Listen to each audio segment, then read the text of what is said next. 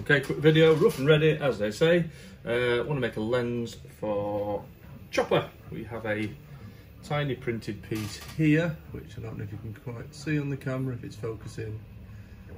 But what this is the main lens aperture. There's a 5mm LED that goes in the middle of that.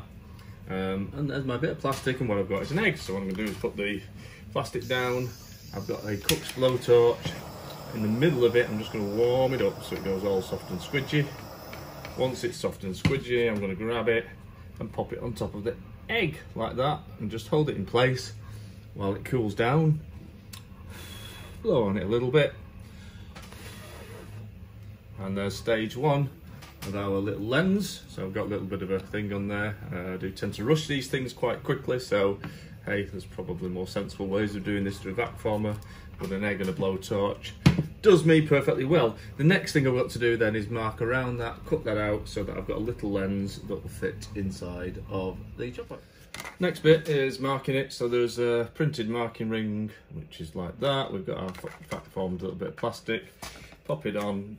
Black. Yeah, just to make sure we're clear on this, it's a whiteboard marker, something that you can wipe off, and not a permanent marker. Mark it into the corners all the way around a couple of times like that.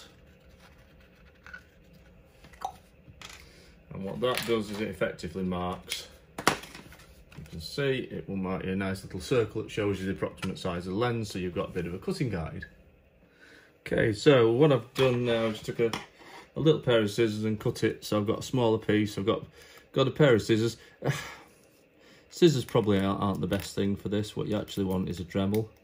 But what I'm going to start by doing now is just cutting around using that little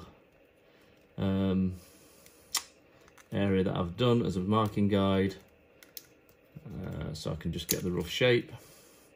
Making it smaller and smaller. These actually remind me a little bit of contact lenses. I don't know if you can see that. What I'll do now is I'll just keep cutting. Difficult to do while you're holding the camera. Well, not holding the camera, but with the camera at the same time. Also, I'm kind of using the scissors right-handed so I can see where the blade's going. Well, I'm just going to keep trimming this like this here, a little bit on that side there, a little bit on this side. It's like Bob Ross sometimes. Just keep trimming it around so I get just roughly the shape that I want to get.